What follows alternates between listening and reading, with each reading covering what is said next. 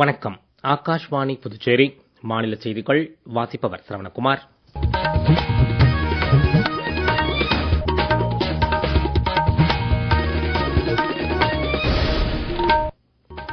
தலைப்புச் செய்திகள். சர்வதேச தண்ணீர் தினத்தை முன்னிட்டு நீர் சேமிப்பின் அவசியத்தை பிரதமர் திரு நரேந்திர மோடி வலியுறுத்தியுள்ளார். பிரதமர் திரு நரேந்திர மோடி நாட்டு மக்களுடன் தமது எண்ணங்களை பகிர்ந்து கொள்ளும் 120வது மன் கி பாத் நிகழ்ச்சி வரும் 30ஆம் தேதி ஒலிபரப்பாக உள்ளது. பீகார் உதய தினத்தையொட்டி குடியரசுத் தலைவர் திருமதி திரௌபதி முர்மு, பிரதமர் திரு நரேந்திர மோடி ஆகியோர் வாழ்த்து தெரிவித்துள்ளனர். 18வது IPL 2020 கிரிக்கெட் போட்டிகள் இன்றிரவு தொடங்குகின்றன. இனி விரிவான செய்திகள். நீர் சேமிப்பின் அவசியத்தை பிரதமர் திரு நரேந்திர மோடி இன்று வலியுறுத்தியுள்ளார். சர்வதேச தண்ணீர் தினத்தை முன்னிட்டு அவர் வெளியிட்டுள்ள சமூக ஊடக பதிவில் இவ்வாறு குறிப்பிட்டுள்ளார். எதிர்கால சந்ததியினர் நலனை பாதுகாப்பதில் நீர் சேமிப்பு முக்கிய பங்கு வகிப்பதாகவும் அவர் தெரிவித்துள்ளார்.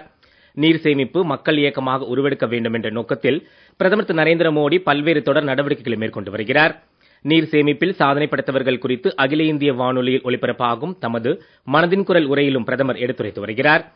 மகாத்மா காந்தி தேசிய ஊரக வேலைவாய்ப்பு உறுதி திட்டத்தில் பணியாற்றும் பெண்கள் மாவட்ட நிர்வாகம் மற்றும் தன்னார்வல தொண்டு நிறுவனங்களுடன் ஒன்றிணைந்து மகாநதி ஆற்றில் நீர் செறிவூட்டும் கிணறுகளை அமைத்தனர். இதன் காரணமாக கடந்த 6 ஆண்டுகளாக இந்த நதியில் வற்றாது நீர் செல்வதாக அப்பகுதி மக்கள் தெரிவித்தனர்.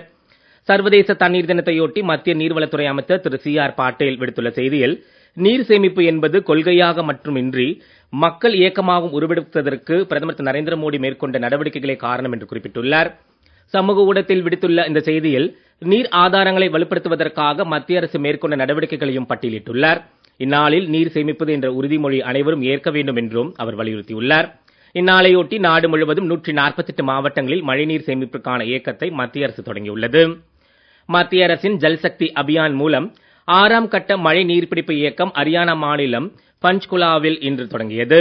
தொடக்க விழாவில் மத்திய ஜல்சக்தி அமைச்சர் திரு CR பாட்டீல் சிறப்பு விருந்தினராக கலந்து கொண்டார். ஹரியானா முதலமைச்சர் திரு நயாப் சிங் சைனி, மாநில நீர்ப்பாசனத்துறை அமைச்சர் திருமதி ஸ்ருதி சௌத்ரி உள்ளிட்டோர்களும் நிகழ்ச்சியில் பங்கேற்றனர். பிரதமர் திரு நரேந்திர மோடியின் தொலைநோக்கு தலைமையின் கீழ் 2019ஆம் ஆண்டு தொடக்க வைக்கப்பட்ட ஜல்சக்தி இயக்கம் மழைநீர் சேமிப்பு, மழைநீரின் மறு பயன்பாடு மற்றும் நீர்நிலைகளை புத்தாக்கம் செய்வதில் முக்கிய பங்காற்றி வருவதும் குறிப்பிடத்தக்கது. உலகின் மிகப்பெரிய சுற்றுச்சூழல் இயக்கமான எர்த் ஹவரில் நீர் பாதுகாப்பில் கவனம் செலுத்தி இந்தியா இன்று அந்த இயக்கத்துடன் இணைகிறது. உலக நீர் தினத்தை இணைந்து நாடு முழுவதும் நீர் சேமிப்பு குறித்த மக்களை ஊக்குவிக்கும் வகையில் இந்த இயக்கம் செயல்படுகிறது. காலநிலை மாற்ற விளைவுகள் உலக நீர்வளத்தின் பெரிய அளவிலான தாக்கத்தை ஏற்படுத்தி வருவதாக சுற்றுச்சூழல் ஆர்வலர் தியா மிர்சா கூறியுள்ளார். பிரதமர் திரு நரேந்திர மோடி நாட்டு மக்களுடன் தமது எண்ணங்களை பகிர்ந்து கொள்ளும் மன் கி பாத் எனும் மனதின் குரல் நிகழ்ச்சி ஆகாஷ்வாணியில் வரும் 30ஆம் தேதி ஞாயிற்றுக்கிழமை காலை 11 மணிக்கு ஒலிபரப்பாக உள்ளது. இது மனதின் குரல் நிகழ்ச்சி 120வது அத்தியாயமாகும். இந்நிகழ்ச்சி ஆகாஷ்வாணி மற்றும் தூர்தர்ஷன் ஆகியவற்றின் அனைத்து அலைவரிசைகளிலும், AIR செய்தி வலைதளத்திலும், நியூஸ் ஆன் ஏர் மொபைல் செயலிலும் ஒலிபரப்ப கேட்கலாம். ஏர் செய்திகள், DD செய்திகள் மற்றும் தகவல் ஒலிபரப்பு அமைச்சகத்தின் YouTube சேனல்களிலும் நேரடியாக ஒலிபரப்ப கேட்கலாம். நிகழ்ச்சியைத் தொடர்ந்து அதன் தமிழாக்கம் ஒலிபரப்பாக உள்ளது.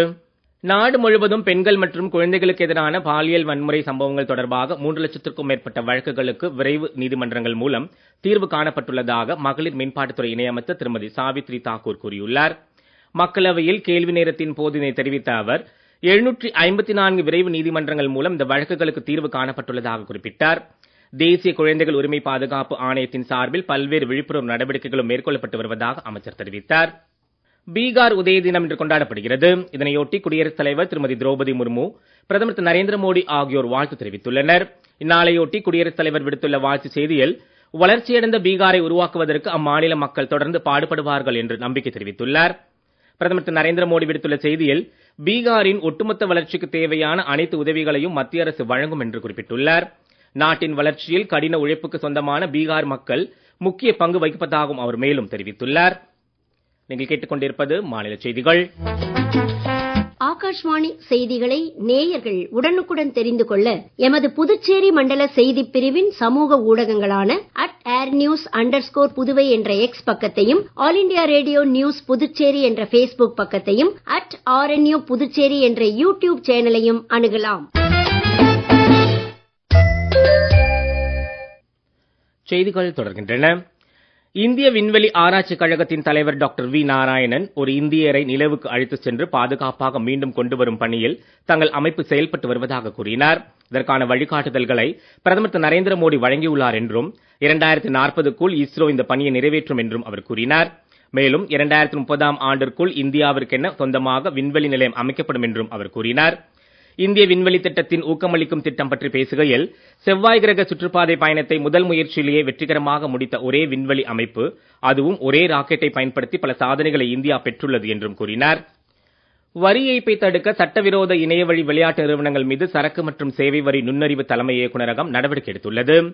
இணையவழி பண சூதாட்டம், பந்தயம் ஆகியவற்றில் ஈடுபட்டுள்ள சுமார் 700 வெளிநாட்டு நிறுவனங்களை கண்காணித்ததில் இந்த நிறுவனங்கள் GSTயில் பதிவு செய்ய தவறியதன் மூலம், வரி செலுத்த வேண்டிய தொகைகளை மறைப்பதன் மூலமும், வரி கடமைகளை தவிர்ப்பதன் மூலமும் சரக்கு மற்றும் சேவை வரி ஏய்ப்பதாக கண்டறியப்பட்டுள்ளது. இதனைத் தொடர்ந்து 357 பதிவு செய்யப்படாத இணையவழி பண விளையாட்டு நிறுவனங்களின் இணையதளங்கள் மின்னணுவியல் தகவல் தொழில்நுட்ப அமைச்சகத்தின் ஒருங்கிணைப்புடன் தொடங்கப்பட்டுள்ளது. மேலும் சட்டவிரோத கேமிங் தளங்களுக்கு எதிராக சமீபத்திய நடவடிக்கைகளில் பங்கேற்பாளர்களிடம் இருந்து பணம் வசூலிக்க பயன்படுத்தப்படும் வங்கிக் கணக்குகளை இந்த இயக்குநரகம் முடக்கியுள்ளது. கடந்த 10 ஆண்டுகளில் இந்தியா தனது மொத்த உள்நாட்டு உற்பத்தியை 105% வளர்ச்சியுடன் இரட்டிப்பாகியுள்ளது. சர்வதேச நாணய நிதியம் வெளியிட்டுள்ள தரவுகளின்படி அமெரிக்கா, சீனா, ஜெர்மனி மற்றும் ஜப்பானுக்கு பிறகு இந்தியா தற்போது 5வது உலகின் பெரிய பொருளாதார நாடாக உள்ளது. கடந்த 10 ஆண்டுகளில் ஜப்பானில் மொத்த உள்நாட்டு உற்பத்தியில் முன்னேற்றம் அடையாததால் இந்தியா விரைவில் ஜப்பானை முந்தும் என்றும் தெரிவிக்கப்பட்டுள்ளது. பேரிடர் காலங்களில் ஒரு உயிரிழப்பு கூட ஏற்படக்கூடாது என்ற நோக்கில் பல்வேறு நடவடிக்கைகள் மேற்கொள்ளப்பட்டு வருவதாக மத்திய அரசு தெரிவித்துள்ளது. தேசிய பேரிடர் மேலாண்மை ஆணையம் இதற்கான நடவடிக்கைகளை ஒருங்கிணைத்து வருவதாக உள்துறை அமைச்சகத்தின் செய்திக்குறிப்பு ஒன்றில் குறிப்பிடப்பட்டுள்ளது. பேரிடர் குறித்த தகவல்களை முன்கூட்டியே வழங்குவது, பாதிக்கப்பட்ட பகுதிகளில் உடனடியாக நிவாரண உதவிகளை மேற்கொள்வது போன்றவற்றுக்கு முக்கியத்துவம் அளிக்கப்பட்டுள்ளதாகவும் அதில் கூறப்பட்டுள்ளது. புதுச்சேரி அரசு சமூக நலத்துறை மூலம் இந்திரா நகர் சட்டமன்ற தொகுதியைச் சேர்ந்த 11 மாற்றுத்திறனாளி பயனாளிகளுக்கு புதுச்சேரி அரசின் விலையில்லா 3 சக்கர வாகனத்தை முதலமைச்சர் திரு ரங்கசாமி மற்றும் அரசு கொறடா திரு AKD ஆறுமுகம் ஆகியோர் வழங்கினர்.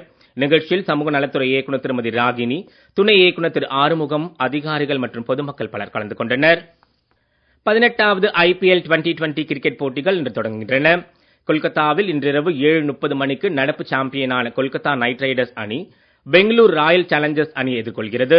மேலும் சென்னை சேப்பாக்கம் விளையாட்டரங்கில் சென்னை சூப்பர் கிங்ஸ் அணி தனது முதல் போட்டியில் நாளை மும்பை இந்தியன்ஸ் அணியுடன் மோதுகிறது. தென்னாப்பிரிக்கா நாடான நமீபியாவின் முதல் பெண் அதிபராக 72 வயதான நெடும்போ நந்தி தென்திவா இன்று பதவியேற்றார். அந்நாட்டு துணை அதிபராகவும் வெளியுறவு அமைச்சராகவும் பல்வேறு பொறுப்புகளை அவர் முன்னதாக வகித்திருந்தார். கடந்த ஆண்டு நவம்பர் மாதம் நடைபெற்ற அதிபர் பதவிக்கான தேர்தலில் 58% வாக்குகளை பெற்றுள்ளது குறிப்பிடத்தக்கது. 2025 கேலோ இந்தியா பாரா விளையாட்டுப் போட்டிகள் புதுடெல்லியில் உள்ள ஜவஹர்லால் நேரு மைதானத்தில் நடைபெற்று வருகிறது. நாடு முழுவதிலும் இருந்து விளையாட்டு வீரர்கள் தொடர்ந்து தங்களது திறமையை வெளிப்படுத்தி வருகின்றனர். இப்போட்டி பாரா விளையாட்டுகளின் ஒரு பெரிய கொண்டாட்டமாக திகழ்கிறது. பெண்களுக்கான ஈட்டி எறிதல் பிரிவில் பாக்கியா ஸ்ரீமத் ஜாதவ் தங்கப்பதக்கத்தையும், தீபிகா ராணி வெள்ளிப்பதக்கத்தையும், அக்ஷயா வெங்கலப் பதக்கத்தையும் வென்றுள்ளனர். மேலும் ஆண்களுக்கான வட்டு எறிதல் பிரிவில் பீர் பத்ரத் சிங் தங்கப்பதக்கத்தையும், ஆதேஷ் பதி வெள்ளிப் பதக்கத்தையும், ராமானுஜ் குமார் வெங்கலப் பதக்கத்தையும் வென்றனர். பெண்களுக்கான நீளம் தாண்டுதல் பிரிவில் புவி அகர்வால் தங்கப்பதக்கத்தையும், நித்யா வெள்ளிப் பதக்கத்தையும், பூஜா வெங்கலப் பதக்கத்தையும் பெற்றுள்ளனர். இன்று மாலை வரையிலான ஒட்டுமொத்த பதக்க பட்டியலில் ஹரியானா 9 தங்கத்துடன் முதலிடத்திலும், தமிழ்நாடு 9 தங்கப் பதக்கத்துடன் 2வது இடத்திலும், உத்தரப்பிரதேசம் 6 தங்கப் பதக்கங்களுடன் 3வது இடத்திலும் உள்ளது. வளிமண்டல கீழடுக்கு சுழற்சி காரணமாக தமிழகத்தின் நீலகிரி, திருப்பூர், தேனி, திண்டுக்கல், தூத்துக்குடி, கிருஷ்ணகிரி, தர்மபுரி, திருநெல்வேலி, கன்னியாகுமரி ஆகிய மாவட்டங்களில் இன்று கனமழை பெய்ய வாய்ப்புள்ளதாக சென்னை வானிலை ஆய்வு மையம் தெரிவித்துள்ளது. தமிழகத்தின் கடலோர பகுதிகள் மற்றும் அதனைச் சுற்றியுள்ள பகுதிகளில் வறண்ட வானிலை நிலவும் என்றும் தெரிவிக்கப்பட்டுள்ளது. மீண்டும் தலைப்புச் செய்திகள். சர்வதேச தண்ணீர் தினத்தை முன்னிட்டு நீர் சேமிப்பின் அவசியத்தை பிரதமர் திரு நரேந்திர மோடி வலியுறுத்தியுள்ளார். பிரதமர் திரு நரேந்திர மோடி நாட்டு மக்களுடன் தமது எண்ணங்களை பகிர்ந்து கொள்ளும் 120வது மன் கி பாத் நிகழ்ச்சி வரும் 30ஆம் தேதி ஒலிபரப்பாக உள்ளது. பீகார் உதய தினத்தையொட்டி குடியரசுத் தலைவர் திருமதி திரௌபதி முர்மு, பிரதமர் திரு நரேந்திர மோடி ஆகியோர் வாழ்த்து தெரிவித்துள்ளனர். 18வது IPL 2020 கிரிக்கெட் போட்டிகள் இன்றிரவு தொடங்குகின்றன. இத்துடன் செய்தி அறிக்கை நிறைவு பெறுகிறது. வணக்கம்.